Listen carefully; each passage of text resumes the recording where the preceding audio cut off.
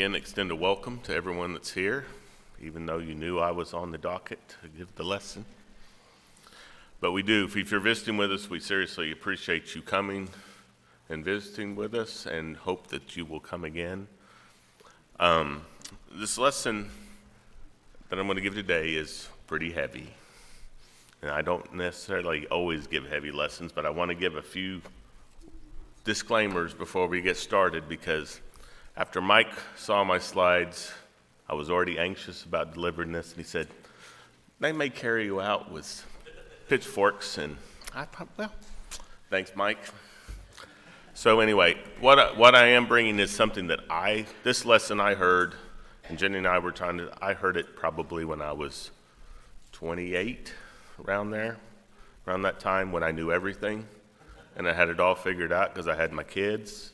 Everything was rolling and going. But where this came from, and then I spent probably a good 5 or 6 years going back to it, because this is an anxiety-provoking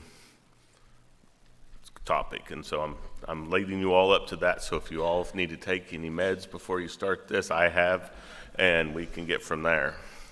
So when we talk about the gift of life, and I don't know how I did it to myself, but Mike's been giving lessons about relationships as far as the family, and Michael's been giving similar things about just how we relate to other and the importance of things. And I've spent time looking at more at the struggles that you have with us trusting each other, trusting God, how pride plays a factor and how it affects our relationships. And this I'm giving because it's one that I probably put together parts of it 10 years ago and I chickened out. And so with that, I'm going to talk to this is really focused on, if I want anyone to hear this and pay attention, it's the young adults and the young families. Because the topic of this is a thing that I didn't know, and I made decisions and did things in the early part of my marriage that I came to regret later on because I had a different understanding than what was presented to me. And with all this, we're going to talk about the gift of life. So with this, and how I'm just going to give you an outline. This is probably going to be a 4-lesson series, so buckle up. But with this, I'm looking at, and this at least is simple, is I'm going to talk about 3 phases of our life here on earth. We've got the beginning, and talking about the topics related to the beginning of life. We have the middle, and where I'm at, and I'm also in both. I'm in the beginning, not so much as I used to be, but I'm tailing off on the beginning. And then finally we have the end, where you're dealing with in your older years and doing that. So I want to try to look at all of these different phases, not that I have them all figured out, but definitely have lived through the beginning multiple times. I'm in the middle, and my job is heavily involved with people at the end. And so that's where this comes from. A lot of this is experiences, and then how I tried to rationalize them and put them in perspective of how a Christian should look at them. So in the beginning, and if we look at this and look at life, probably the first thing that comes to my mind when we look at controversial things is abortion. We don't talk a lot about it, but the fact is it's one of these things that when I was growing up, and I can remember many times when I was in school, because I loved politics and I was going to debate anybody about anything. I don't know if I was good at it, but my informed beliefs about abortion, after I got older, I realized they were more political than they were Christian. And as I started evolving and looking at this subject, all of a sudden the political piece of that wasn't fully where it needed to be. It didn't answer all the questions. It didn't do what God intended us as far as viewing life. When we go to Psalms 138 and 13, when we know this one is, you formed my inner parts, you covered me in my mother's womb. I will praise you, for I am fearfully and wonderfully made. Marvelous are your works, that my soul knows you very well. And I think we're all familiar with that verse and how it's used in I'm going to use a couple of terms today, so get ready, because I'm in a war, everywhere I go. And so we have tactics and we have strategies, and talk about this. And this conversation with abortion is usually done on a tactical level. We're trying to make arguments, we're trying to convince people, and so those are tactics. And then we'll talk more about strategy. But I think that there's been things that have creeped in to the church from the world related to these conversations and this topic. And like I said, anxiety is high. Luckily, Ken has offered to let me know when I'm running over, because I've never made it through this sermon completely to know how long it's going to last. So we're talking about the beginning today. We'll talk about the beginning if I get to present the second lesson, and we'll go from there. So spiritual warfare. We are at war against both physical and spiritual evil every day. And the older I get, the more I recognize that. You know, like I said, when you're younger, you think you got it all figured out. Pride is very high. You don't necessarily see all of this completely and as fully as you do as you get older. But with this, Dale and I did not set this up, but a big portion of my lesson is 1 Peter 5, 8 through 9, and we're going to touch on that about being sober, being vigilant, and knowing that Satan is looking to devour God's creation. That is his ultimate goal. And it's not just us as Christians that he's going after everybody. And unfortunately, he's getting more of them than not. If we look at just the aspects of the world and the belief systems that we recognize are for God and against God. So looking at this and trying to set up the situation, I'm going to take us to Ephesians 4 and 15. And I apologize, I didn't recognize that was going to be so small. I should have made that font bigger. But we read this, that we should no longer be children, tossed to and fro, and carried about with every wind of doctrine, by the trickery of men, in the cunning craftiness of a deceitful plotting, but speak the truth in love, may grow up in all things into him who is the head, Christ. So we know we're engaged in a battle. And our weapons are not the weapons that Satan uses. We have God's weapons. We have armor. We have things that we can use. And we have to recognize that we are fighting someone that knows us and knows our weaknesses, it knows our strengths, and he's going to use trickery and cunningness and craftiness to manipulate how we look at things. And all of us, at some point in time, as it says in 1 Peter, we're all in the same boat. We all have this issue. We don't get to deny that I don't have that problem and you have that problem. And what I'm saying today is not that I'm going to, well, you got this problem and I don't have this problem now, because that's not the intent. But it can easily be felt to be that way. When I first heard this message, that's what I was like. Well, you have got it all worked out, and now you're telling me how I don't have it worked out.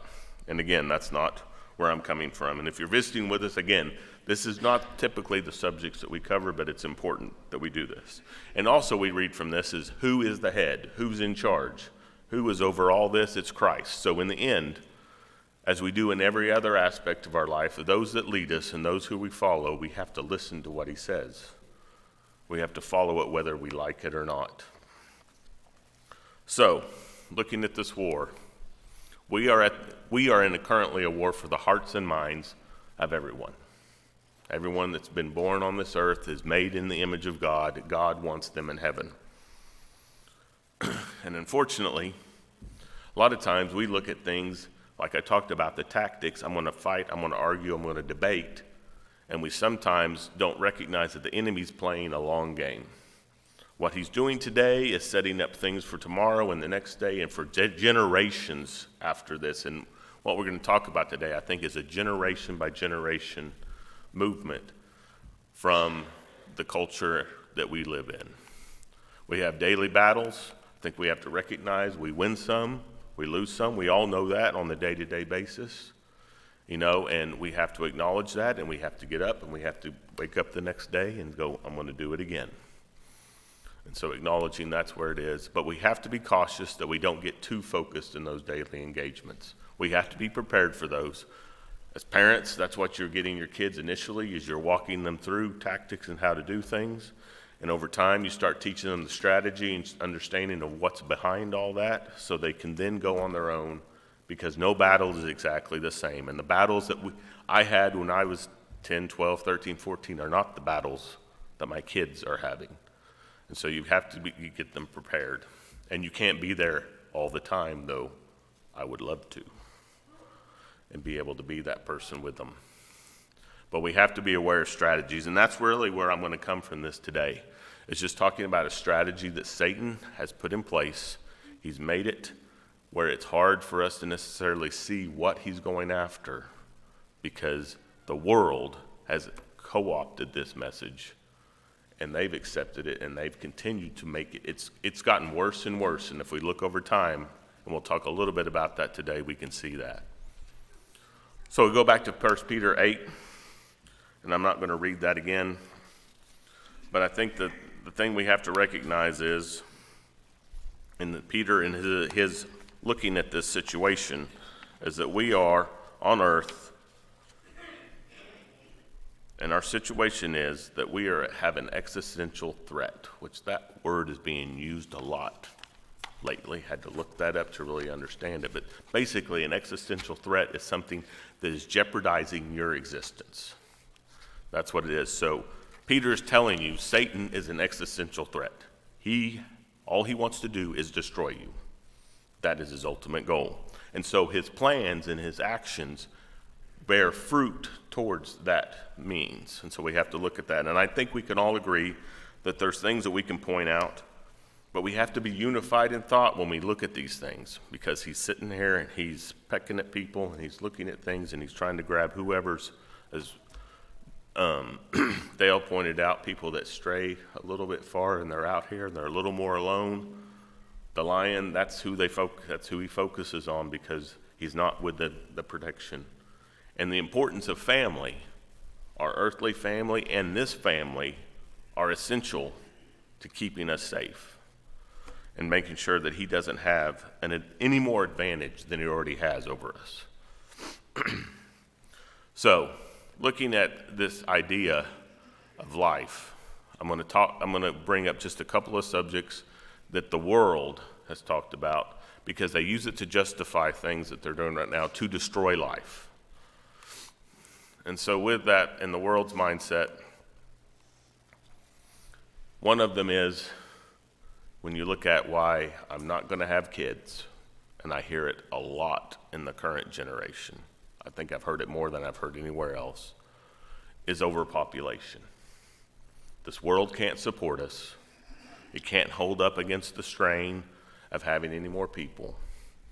And when you look at these type of pictures and you see these things, because people concentrate in urban locations and it's just overcrowded, and you have all the problems of overcrowding brings with its health management and just big things like sewage, water, all these things and people struggle. And we're not in a third world nation, and if you've ever been to one, you recognize that struggle, because it's huge and it's just what they live with. And I looked at it when I was in Haiti, and it was like, this is out of this, I just can't process it. But people live, they have children, and go on, and that's just, most of the world is like that.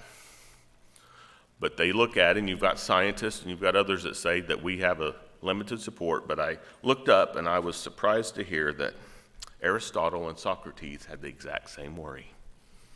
And you know how many people were on the earth? There weren't billions, there was hundreds of millions, and they only took over a small portion of the entire earth.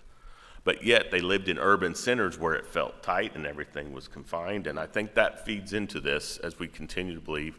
And I'll justify some of the things, but the world is worried about that. And in fact, I put this quote up here because I was just looking at some research. And I want you to look at the very last piece. It says, in this David Albert, which I don't have a good background of who he is, but he is someone that's done quite a bit of work in science.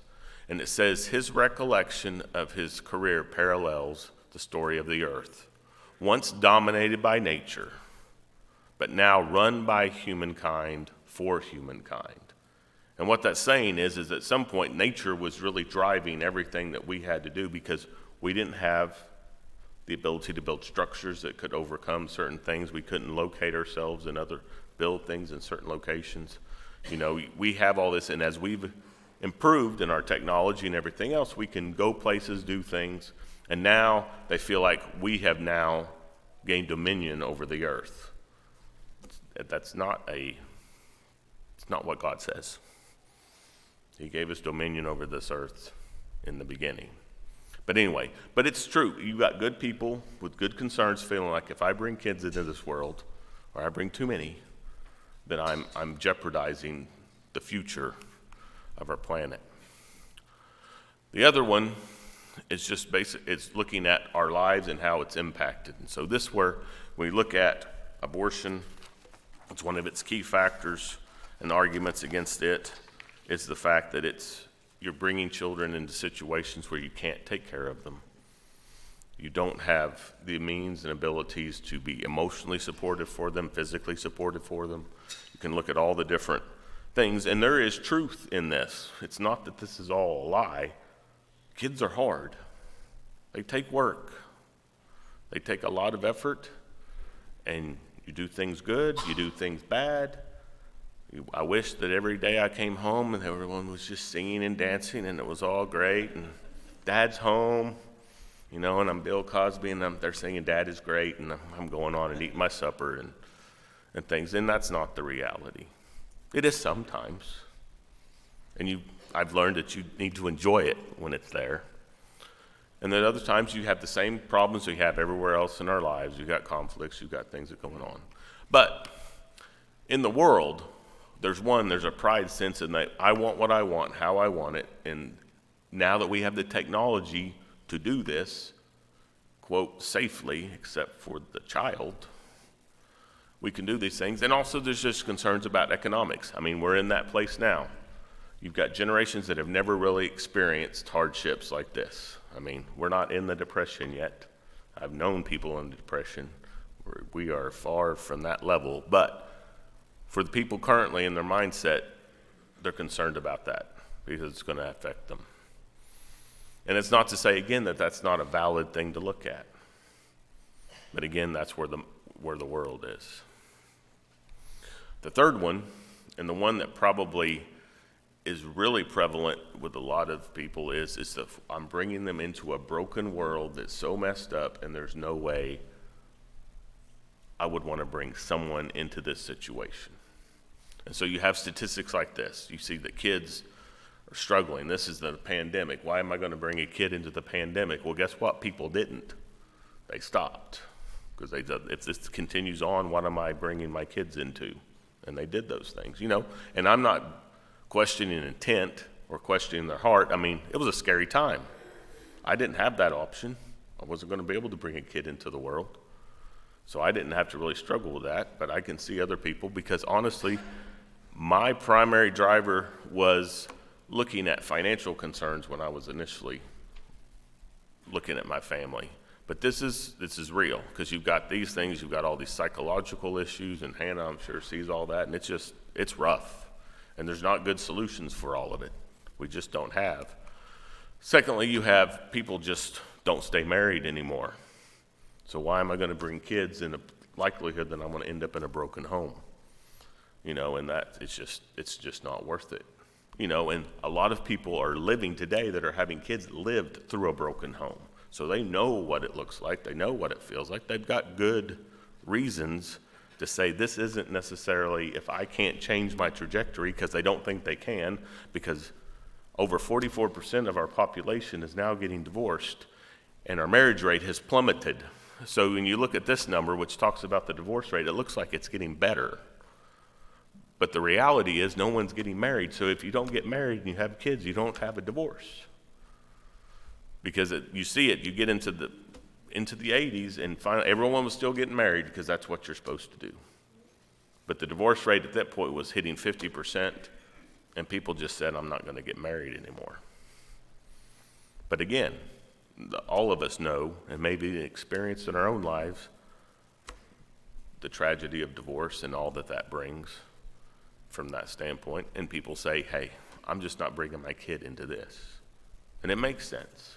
I mean, it really does make sense. Absent of anything else guiding how you think and what you look at. So with me, and I will just tell you, there's going to be a little bit of personal me talk about, which I don't do a lot, but I don't know how else to express some of this except my life story, and then see how much of that parallels yours. But it says in Ezekiel, then I will give them one heart, and I will put a new spirit within them, and take the stony heart out of their flesh and give them a heart of flesh. When I talked about when I heard this lesson the first time, my heart was already getting worked on. People had presented stuff to me. I'd heard things. I'd ignored them. I said, that's not me. It's not coming from the church necessarily or our denomination. It was coming from the denomination, so I had questions about that and the doctrine of it all, just to be honest. And so I was sitting there. But then I heard this lesson, and I'll just tell you what happened, literally. We're at a homeschool convention. So I'm on my guard for doctrinal things. I've got to make sure I'm not getting into something that we don't need to. And we'd gone through a series of different lessons, and Jen went to one and I went to another, and I said, I want to go listen to this because it was just interesting. And I came out of that 45-minute lecture, and I went to my wife and I said, I think we screwed up. We don't have this right. I don't have this mindset. And it took a long time, because then I went to the church, and I went to a well-known group you can go to for biblical doctrinal questions, the tough ones, the ethical ones, and the things you struggle with. And I turned that in, and they sent me back a 2-page letter and told me things that kind of reinforced what I thought were true, but it also was just kind of, was the heart in the right place, or am I going through a series of arguments to make sure I've checked all these boxes? Because it didn't go to that point. Because then it started me, because the heart is about intent. It's what you're desiring and what's really motivating you. And you can do wrong stuff, because I do it every day, but I feel I have the right intent behind it. But I may mess up. And so with that, I just want to preface the next piece that we go into, because the world's heart is hardened. And over the last 150 years, the view of that children were a blessing, unconditionally, started changing. It just started as we gained, and part of this was we had the technology that we could manage things and think we could manage that ethical, because before that, anything you wanted to do to end a life was basically abortion. That was it, or it was infanticide. And so when you look at all that, that's where it was. And then we started being able to manage some of that from a science standpoint. And we'll talk more about that in the second lesson, but just to know that that's where it was. And then it really got steam, I believe, when I'm looking at this after the Depression, when people in the Depression, just like my grandmother, had 9 or 10 kids, and they struggled to make it. They just struggled to make ends meet. And so they portrayed to their kids, because I remember talking to my mom from my grandmother, wonderful Christian woman. But it was hard because she didn't really have a great dad, wasn't really a good provider. So as soon as she got old enough, she was out there doing stuff. And it was hard because she was the oldest. But again, it started framing how you looked at things. And I really think from that, while we end up in I don't know if everyone's heard this analogy, does a fish know he's wet? That's the idea that something becomes surrounding you and you're in it so much, like a fish. Does a fish really think he's wet? Well, all he knows is he lives in water. So he doesn't necessarily get some of the things that are going on to be different until he's out of the water, until he looks at things. And so really the idea of now that we see that started when I know, and now, once again, this is what I took from the guidance that I received growing up. And I think it's rather prevalent because I've talked to a lot of people that, you're going to have your nuclear family. You and your wife, you're going to have 2 kids, and that's good. If you have 3, great. But the idea of having 4, 5, 6, 7 kids, which you know how many I have. That was not my original plan. In fact, it was my wife's original plan, and I just told her, no, we're not doing that. I don't know how to take that care of that many kids. We both grew up in homes with 2 kids. I knew how that looked. I was going to pattern my life after what my mom and dad did. We had talked about it. We had it all lined out, and it was good. We were just going to fly. Everything was going to be great. And then I heard this lesson. And for many years, I didn't really trust it. Because, and we'll get to this and again in then more detail as we go through further the study. But I was like, I still was wondering, how am I going to take care of this? Because guess what's really, really intimidating is you go to a homeschool convention. If you haven't, I know some of you haven't been there, nobody has 2 kids. I mean, that's the rare thing. They've got 5, 6. I mean, you see some of these folks and they got 10, 12 kids. I'm like, how do you even come close? I'm going to be working 80 hours a week on the weekends, whatever, because I don't know how you economically manage those kids. And that's me looking at things. And I don't know if you guys are familiar with Jack Wilkie, but he's a member of the church, and he has podcasts, and he works with Focus Press, which I would point you to as a good resource for things, in my opinion. They're solid. But Jack Wilkie terms this, because he talks about this as well, is we covet the Netflix lifestyle. Because it's great. I can go up, I can point, shoot, I can watch whatever I want whenever I want to, and everything could be scheduled around me. Even all my entertainment in the comfort of my couch. So it's something we just have to look at. We have to be aware of. Again, not placing judgment on folks, but it's a lifestyle and a mindset that the world has adopted, promotes, because it makes them wealthy. It gets them what they need. It's not for the betterment of mankind. Technology's great, all these things are good, but they can be used by Satan for other tasks, for other interests. The other one is just looking at another verse in Psalm 51. It says, "Create in me a clean heart, O God, and renew a steadfast spirit within me. Do not cast me away from your presence, and do not take your Holy Spirit from me." When we see this verse, and we recognize the fact that God is the only one that can fix us. We can't fix ourselves. He creates that heart. And we don't want to cast his presence away from us. We don't want to limit his talking to us. And like Dale was talking to, you've got the proverbial angel and the devil sitting on your shoulder. You want him because the devil's there no matter what you do. The angel comes and goes depending on what we are willing to hear and what we want to do.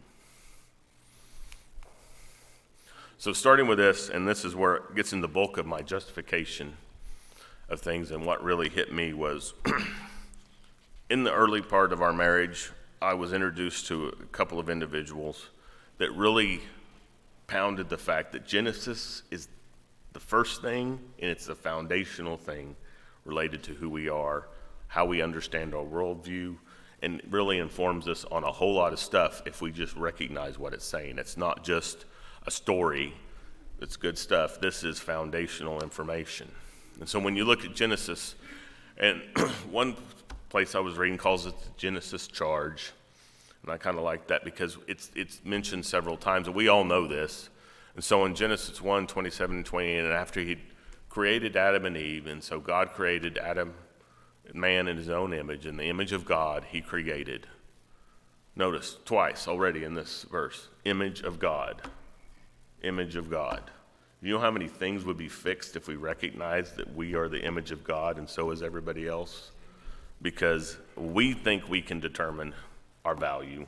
And he said we are his reflection. And so that's one thing. Just want to make sure everyone's capturing that. And in male and female he created. That's a whole nother thing. There's just two. We'll save that for another lesson. Then God blessed them, and God said to them, "Be fruitful and multiply, fill the earth and subdue it. Have dominion over the fish of the sea, over the birds of the air, and over every living thing that moves on the earth." that's like a 12 lesson breakdown if you want to hit what all that's saying. And we're going to be focusing on the end of this. But it says, be fruitful and multiply. So he gives a command and a charge. And he says, subdue the earth and have dominion over it. All of that right there has broken down all of those arguments that I gave that are so prevalent in just this one verse, in my opinion. I think it addresses it, and we'll try to walk through that as quickly as possible. But when we want to look at fruitful, and when you break that down in the definition, it says to bear fruit, to bring forth, to increase. So the idea of that is you're making something, you're improving it. Multiply, which rabbi, is to increase exceedingly, to be many, to be abundant. And so when we're looking at that kind of stuff, that's what that's saying. It's saying that he's looking at us being given a multitude of that number. The thing again is that, so you have Adam and Eve, and you can talk about that, and then he wipes out the entire earth. He's got Noah, he's sitting there, and he says the exact same thing to him. So you've got in this stretch of the beginning of mankind, and Noah gets the same thing, and we read it, and I will not repeat all, but it basically says the exact same thing he said, but he gives it to Noah, and he says, this is what I want you, it's the first thing he says that we have recorded when he's walking off the ark. Get after it, is how I take that vernacular. Get to what you need to be doing. You need to make sure you fill the earth. And in fact, he adds replenish, because guess what? The earth is now down to just a handful of people.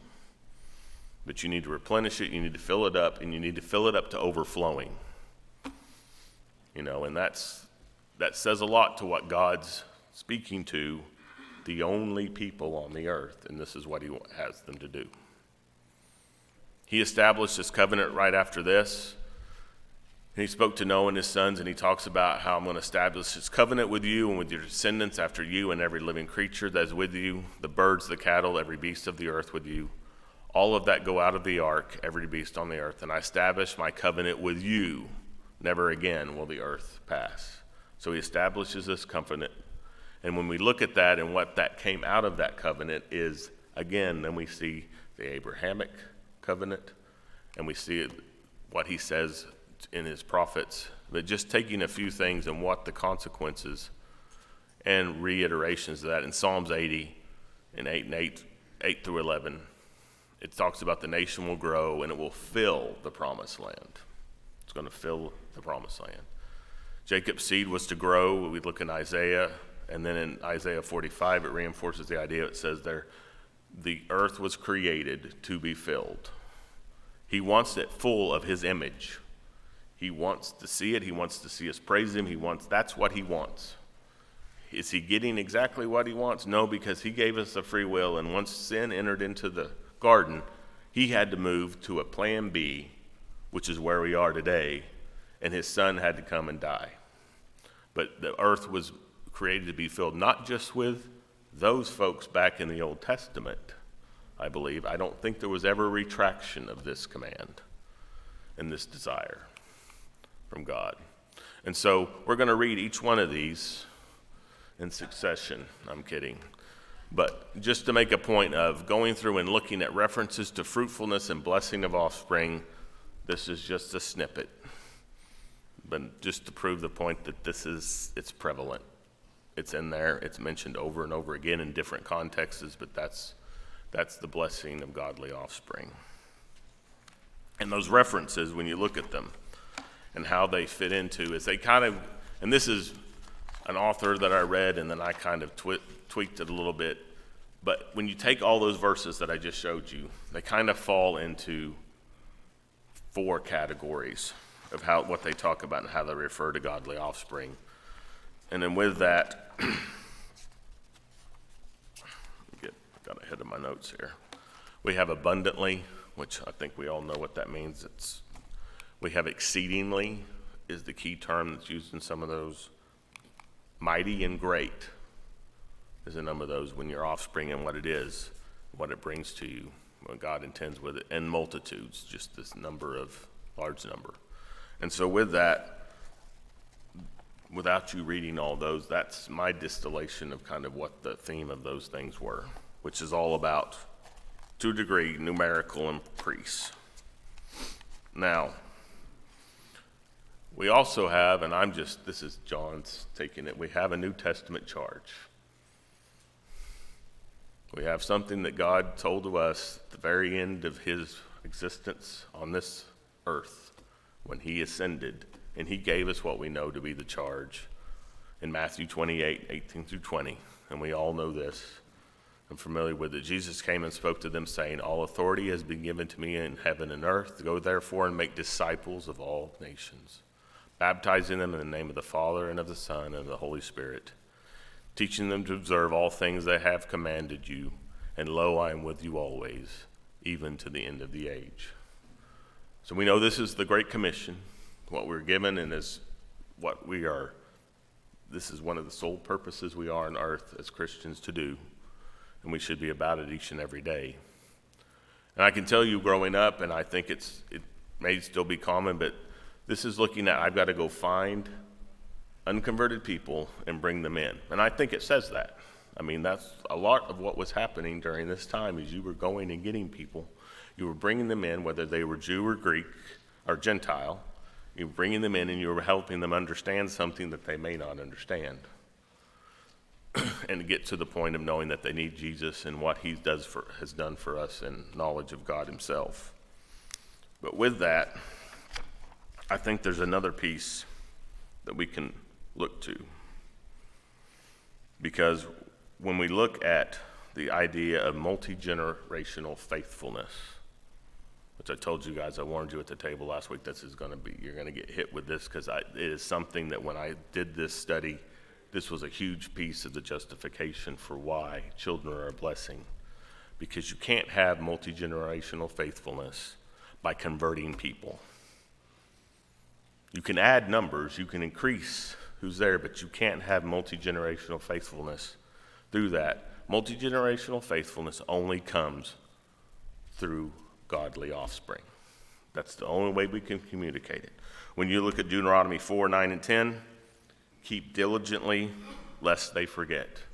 We know in the context he's talking to the people, Moses is saying you've got to make sure they understand why this memorial's here, why we do this, all these things. So it is all part of helping us remember what God had done for them. In Psalms 48, it tells them to that generation to follow what was being taught. That generation needed to do it in order that they could carry it to the other. Tell it to the generation to come in Psalm 78, which again, you've got to transmit this information and this knowledge. And in Psalms 145, he talks about declaring God's mighty acts to the people. They have to know. Well, with all that, just Isaiah 38, Jeremiah 32, Joel 1, and just to not be able to, we don't have time to go over all those, but you have this general theme of you've got to communicate stuff to your kids. That's a part of the plan. That's part of God's strategic plan when we start talking about that, is you have godly offspring. They communicate that, they grow up, they become adults, they have kids, as you keep this train moving down the track, and hopefully we grow it, not shrink it as we're going forth. And we see that in Israel. I mean, that is the whole story of Israel. Because you end up with a nation that's a handful of people from a family, goes to the superpower of the world at that point in time, sits there, gets bigger and bigger and bigger till someone recognizes, they don't have as many kids die in birth or before birth as we are, and they're getting bigger, and that's a problem, because I can't subdue someone when they eventually get to be too big. I mean, that's just the way the world looks at that, and how God overcame that and gave them the numbers they had. So when we look at this idea towards kids and what they have, or what they are for us, they are a blessing from God. That's what he said they are. He's told us in numerous places that they're. And so with that comes this sobering question that I had to wrestle with, and I'm going to give it to you, and I'm not saying I have the whole answer, but I said it's something we need to think about, because I think this is a tactic Satan's put in our minds and put around us, and it's making us lessen what God has told us on this. So would we adopt these philosophies that we've talked about before? Would we go and look at this world is not a place I would want to bring someone up in?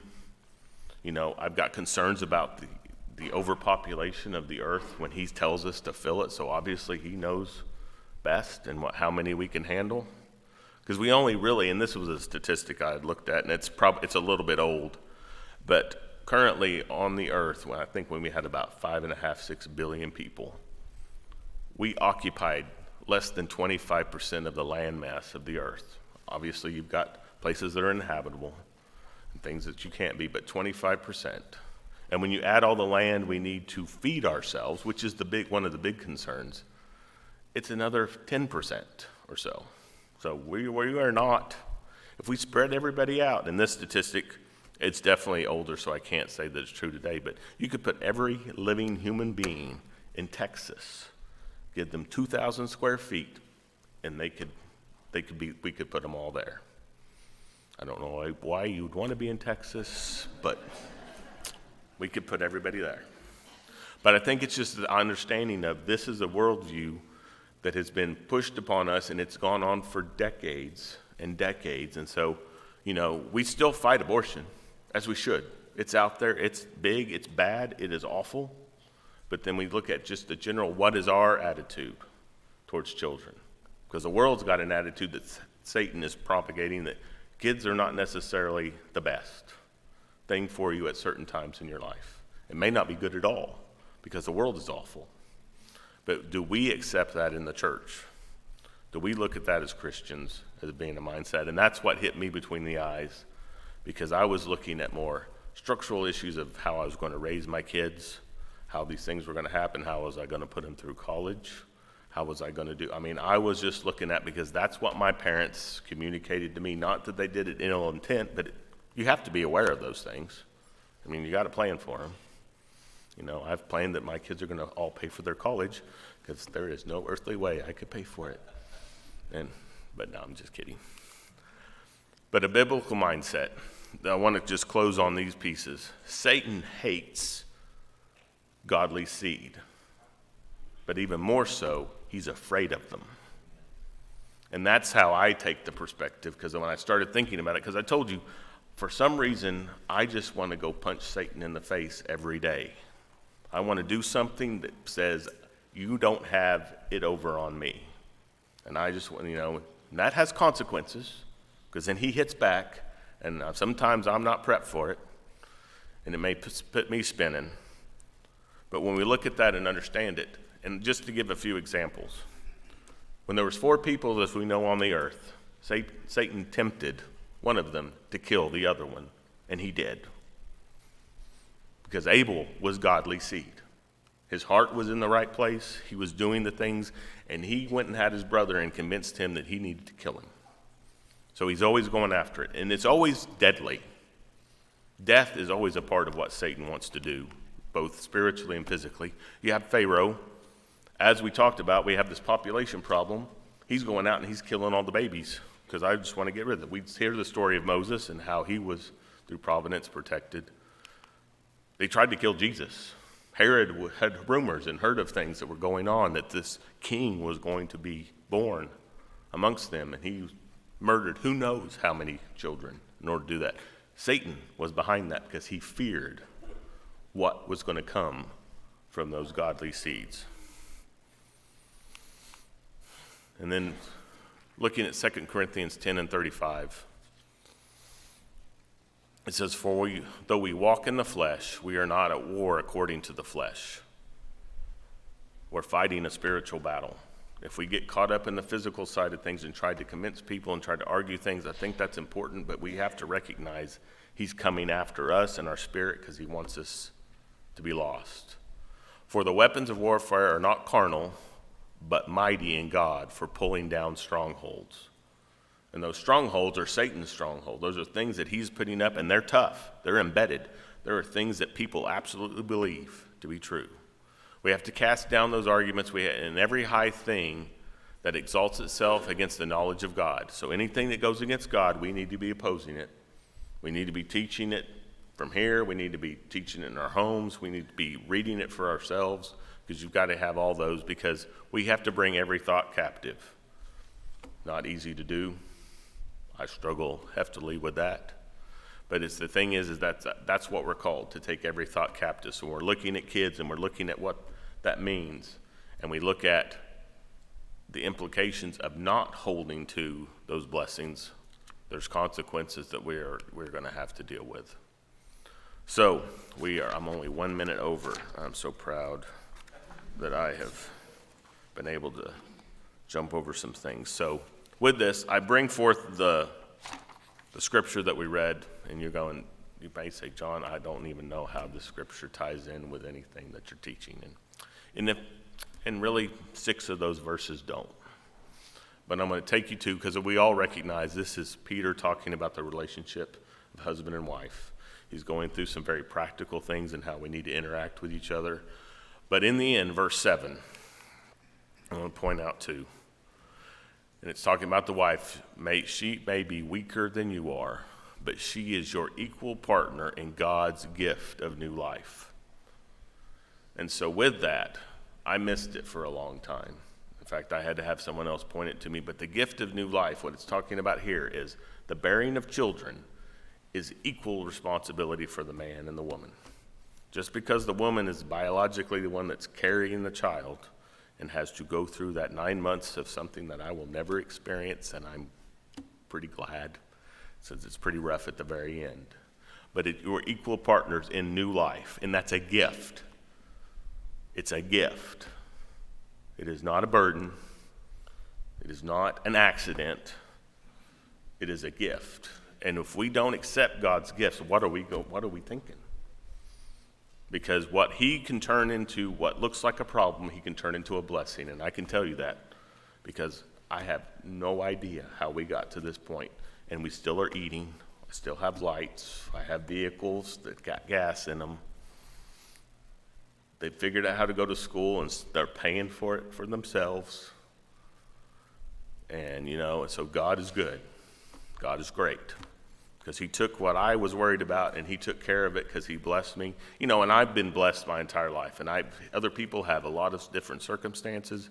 And when I go back to the whole concept and decision making and what you do with this is very individual and very personal. I am not saying this is a global statement, this is how it is, because people have a lot of considerations.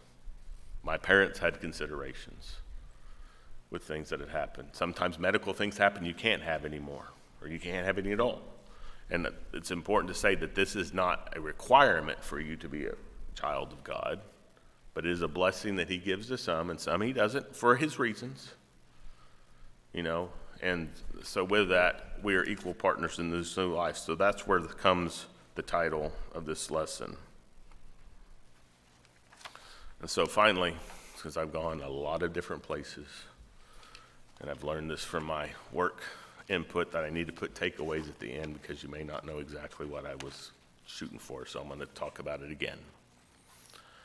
One more time. Satan has been at work to defeat the Genesis charge since day one. He went to Eve to undermine it. He then went to the firstborn to undermine it. He is constantly, but does not want the fruitful and multiplication of God's image on this earth. And he doesn't want us to have dominion over this creation. Satan doesn't want, he wants it. He wants all of that. And that's what he's been after since in the very beginning. Part of God's strategic plan, his overarching, his foundational reasons for why he does everything is related to providing blessings to his creation. He wants to bless us. It's not just in children, it's in everything. He wants to make sure we have what we need, not what we want, but what we need. And we are above blessed in this country beyond measure. So if anyone should be good with this, it should be us. And not other parts of the world where I go and I've seen it. I mean, this was also convicted me as I go to Haiti and I see them and they've got, of course, they don't have the technical means of technology to limit, but they have a dozen kids and they're living in a mud hut. But they're happy. And they need those kids because in the end they work together and they take care of themselves. It's a beautiful thing when God's plan, even in a situation that we would say is absolutely awful, and you can see beauty because they were living the way God intended them to live. And they didn't. They loved their kids. They wanted kids. They didn't. Nobody talked about any of this there, and if anyone needs to be talking about it, it's them. But it just wasn't even a part of their thinking. That had a powerful impact on me. Part of Satan's strategic plan is to convince us to reject the blessings. Because if we reject the blessings, then we're weakened. We don't have everything God's giving us and equipping us to fulfill the Genesis charge, to fill the Great Commission. Those are key pieces, I believe, that he's giving us. And so with this, and I conclude, almost there. It's just look at these scriptures, pray over them. I did. It took me many years. My wife had to beat me down several times when I started backsliding on some of this after we'd had these conversations, and I would get worried. And just be open to it and just let yourself, because again, I didn't come to it on my own. I wish I could say I did. Someone had to present it to me and then really work through it. So in closing, going back to this idea that we're in a spiritual war and remembering the things that because Dale set this up better than I could ever hope, and my lessons would never be as clear and concise as his are. But when you look at what Peter is saying here, Satan is longing to devour us. I'm just going to say that again. He's looking to destroy us. He's devoured millions and millions of kids in this country for reasons that are not godly. And I think we all agree upon that. That was not what God wanted, and they were not they were not even close to a view of children that God has.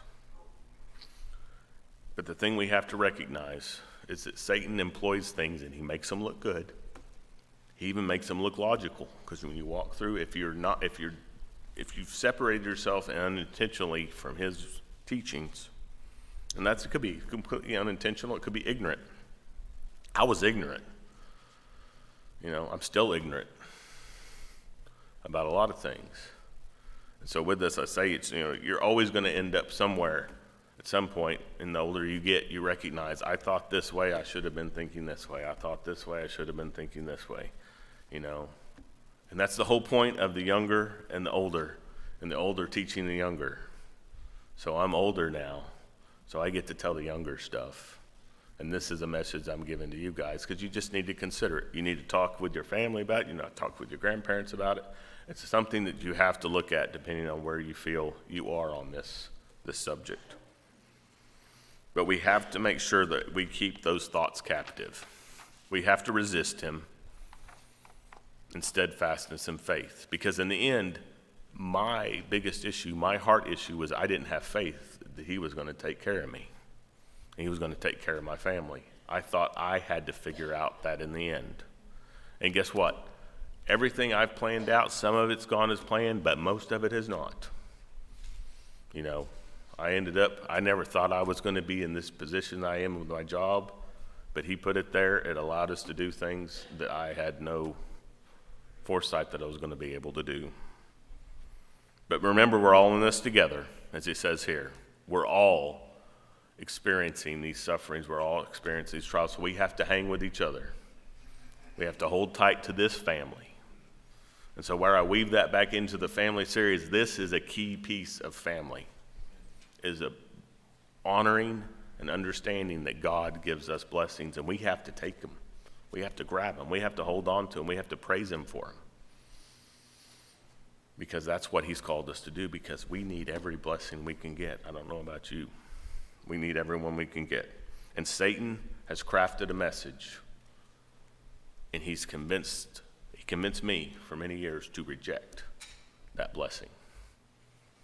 And that's a hard thing for me to say. It's a hard thing for me to talk about, because it grieved me for a long time, because I was the head of the house.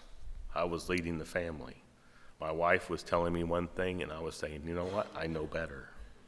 You don't know what it's going to take. I can't work any harder than this, though I don't work that hard. But it just came down to where my heart was and where my focus was. Because what the Bible says about children, again, is in direct opposition to what the Bible says. It is in complete opposition. He loves us, he wants to bless us, but again, don't let Satan rob us of what he wants to give us. So with this, as I conclude, is next installment, you thought this one was prickly, the next one's worse. There's another one, this was all part of this message I heard, but we'll talk about the world's view on family planning and what God says about life and how we need to view it. I'm welcome to talk to anyone afterwards. If you want to take me out front and with the pitchforks and stuff, you're welcome to it. I may have a few people help me out if I need to so I can escape. But again, I appreciate your kind attention. Hope kiddos, you heard that. If you have questions about that, you're welcome to talk to me. I can tell you more about my life story that I will not tell you all today. You'll get it in the next one. But anyway, I appreciate your attention. I appreciate those that visited with us. We never conclude without offering an opportunity for you to come and ask for the prayers of your family. If you're struggling with something or you feel guilt and laden with something, the opportunity now is that we as the corporate family can come together and pray for you. And prayers like that are more powerful than anything Satan can throw at us, and he hates them. He hates when we do that because he fears what will come from it and the blessings that will come with it. If you want to be baptized, you're also afforded this time. We have that prepared. And I just ask if the song leader would come forward and would stand and sing.